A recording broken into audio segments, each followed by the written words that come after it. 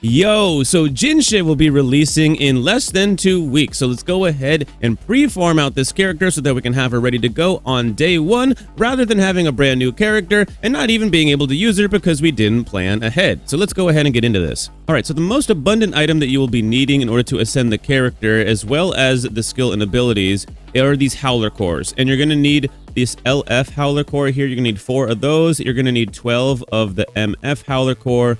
You're going to need 12 of the HF Howler Core, and you're going to need 4 of the FF Howler Core. Now, you're going to need this to not only level up the character, aka ascend the character, but you're also going to need these in order to level up the skills and abilities of the character as well. I'm going to separate out the Ascension materials, and also I'm going to separate out the skill and abilities later on, and then at the end of the video I will show you everything that you need all in one, so that you don't necessarily have to farm out everything all in one go. Now, just so that you guys are aware, these Howler Cores drop off all sorts of different enemies and things like that, so you probably aren't going to have to farm this out if you've been playing the game since day 1.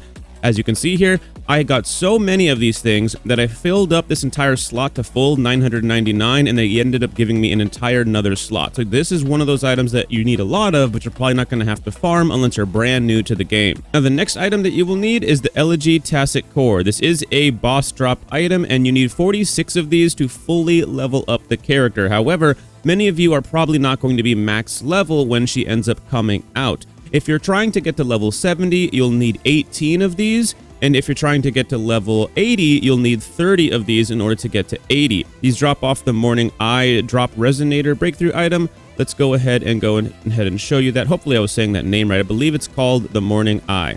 Anyways, if you go to the boss challenges here, it is a boss drop item. You find the Morning Eye right here. And as you can see, it drops the Elegy Tacit Core.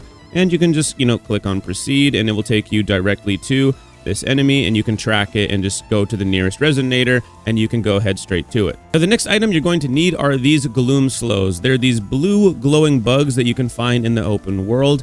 Normally, you'd be able to buy this type of item from the pharmacy, but unfortunately, you're going to have to farm all of these out yourself. They're not available in the pharmacy. Thankfully, though, there's a ton of these things in the open world, and you can use the WutheringWaves.gg interactive map. I'll put a link to it in the pinned comment and description below. You can cross-reference that map with your own map in the world, and you can place markers on the map yourself, and then you can track those markers yourself as well. And they will show up on the mini-map so that you can track them more easily, or just go and find them in the open world. Now, I would suggest using the Giant Banyan area in order to be able to farm these. It's just easier, in my opinion, to use that area. That's just my personal opinion, but I believe it is the easiest place to farm these out. And it's pretty easy to farm all of these. You're going to need 60 of these to fully level up your Jinhsi, and it's not that hard to farm them. You can probably do all of them in like one session. You have like 2 weeks as of the filming of this video in order to be able to do it. You might as well get all of these, that way you don't have to ever worry about it ever again. And it doesn't cost you any wave plates or anything like that to farm these. You just go pick them up. And if you farm out the entire area, you could technically go into somebody else's world in order to do it as well. But you could also just wait till the next day when they respawn. They do respawn. There's not a limited amount in your world. They will end up coming back, and they're always going to be in the same place. Now, obviously, you're going to need some credits in order to fully level up the character, and that's in the form of shell credits, and you're going to need 170,000 shell credits in order to fully level up the character. Obviously, if you're not max level yet, you're not going to need all of that, but 170,000 is not all that much. You're going to need far more in order to fully level up the skill and abilities, and I'll go over that in just a second. Now for the skill and abilities, which is the most abundant and expensive thing for any character. In order to be able to level her up, we're going to need a bunch of different items here. So for her skill tree, you're going to need a weekly boss item, obviously, and that weekly boss item is actually going to be the Sentinel's Dagger. So unfortunately, that's not in the game right now. We suspect it's going to end up dropping in patch 1.1 from a new boss. And the developers already told us that Juye is going to be the new boss for patch 1.1,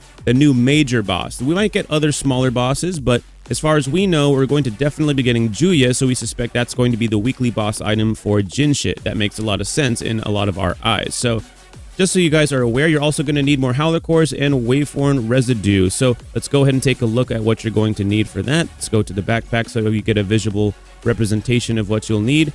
For the LF Howler Core, you're going to need 25 of those. You're going to also need 28 of the MF Howler Core, and you're going to need 40 of the HF Howler Core, and you're going to need 57 of the FF Howler Core. Now that sounds like a lot because it is, but again, these are like a very, very abundant thing in the world. You're probably not even going to have to necessarily farm that out, or at least not that much. Now the one that is a little bit tougher is the Wave-Worn Residues. You're going to need 25 of the Wave-Worn Residue 210. You're going to need 28 of the Wave-Worn Residue 226. You're going to need 55 of the Wave-Worn Residue 235. And you're going to need 67 of the Wave-Worn Residue 239. And that is a whole lot. But trust me, you're not going to be able to fully level out that skill tree on day one. It's going to take you a long time. So don't worry about it.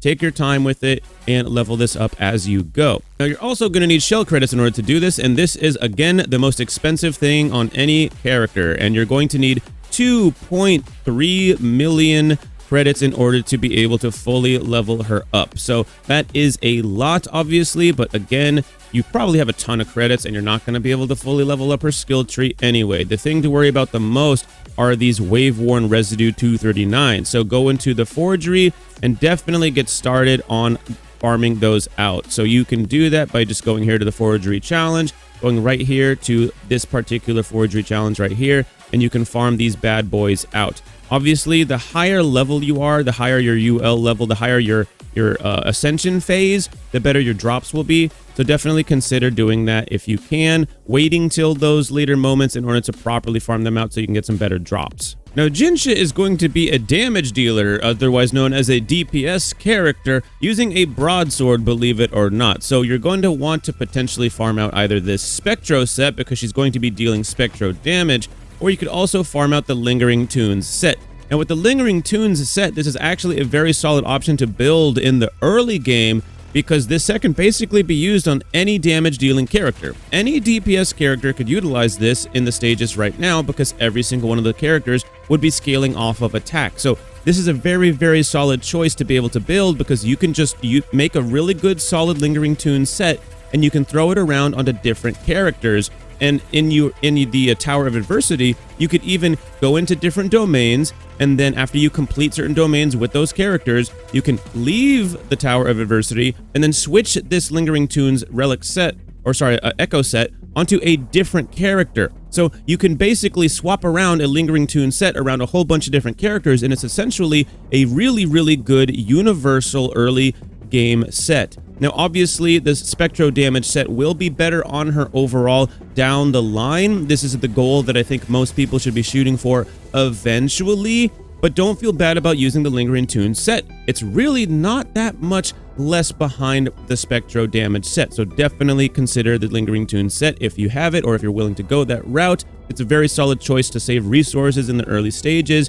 Eventually, though, everyone should be trying to go for the Spectro set down the line. And I will be making a dedicated build guide for Jinhsi coming up soon, so stay tuned for that. I just wanted to give you guys a little bit of a direction in case you guys wanted to pre-farm some echoes for her. Now, unfortunately for us, Jinhsi is going to be a broadsword user, believe it or not, despite how tiny that she is. And I think that's super cute that she's going to be this tiny little dainty thing using a broadsword of all things. Now, unfortunately, there's not a lot of really great broadswords in the game right now, but let's go over some that already exist in the game.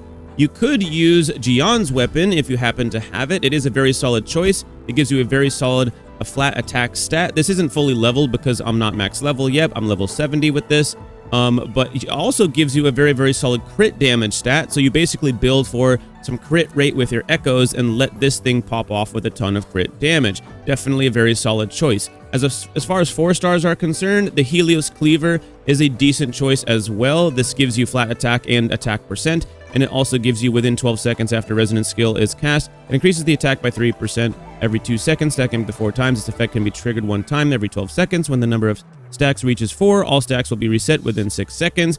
You get a little bit of a cool effect here with Jian's weapon too. I forgot to go over that. It increases the damage bonus by 12%, which is very, very good. And every time the intro skill of Resonance Liberation is cast, it increases the heavy attack damage by 24%, stacking up to 2 times. This effect lasts for 14 seconds. So this is obviously going to be much better on Jian, but don't forget you have these really, really great, you get the damage bonus and you get these really, really great main stats from the weapon. Now, there's also the Lustrous Razor, which comes from the 45 weapon box. So when every player is able to get this weapon, by the way. When you get to level 45 with your Yinlin level, you'll be able to use this weapon box on a weapon. Now, I think the Emerald of Genesis is actually a really good weapon from this, and the Cosmic Ripples, and I believe it's the Static Mist. But the only weapon that works for Jinhsi off of this is the Lustrous Razor. Now, it gives you an attack, flat attack, and attack percent. Unfortunately, I do think that it is a very good weapon, and it's a generic weapon that works on pretty much any user. So this is a very solid choice for Jinhsi. She is going to be releasing with a signature weapon, so you could go for that if you wanted to. But if you didn't have that ability to do so, the Lustrous Razor is a very generic and very good weapon too, if you had no other choice, and everybody can get their hands on it. The problem with the Lustrous Razor, unfortunately, is that you have to level. If you were trying to go for crits, you're going to have to rely basically on your echoes alone. So you're going to have to get some pretty solid echoes out there.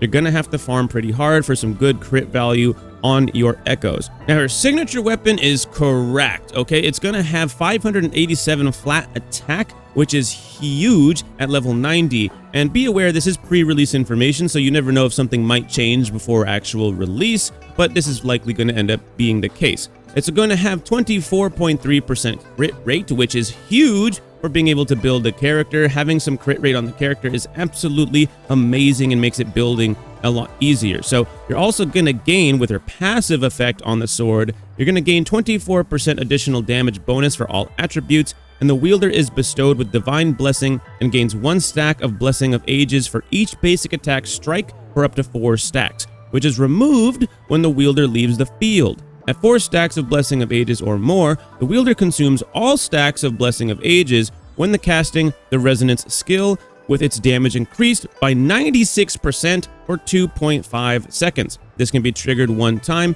every 6 seconds. So obviously you want to build into this passive effect and then have it pop off for a bunch of damage and then rebuild into it, rinse and repeat. She definitely wants to spend a bit of time on field. So let me know if you're going to be pulling for Jinhsi or if you're going to be skipping for something in the future, and let me know if I've been saying her name wrong this entire time, because I'm kind of dumb and I sometimes say things wrong. Anyways, if you like gacha gaming, Wuthering Waves, Honkai Star Rail, Genshin Impact, or regular gaming in general, Elden Ring DLC coming out in less than 2 weeks, I'll see you then. Consider leaving a like and subscribe. It does help out the channel a whole lot, and I'll see you in the next one. Peace out.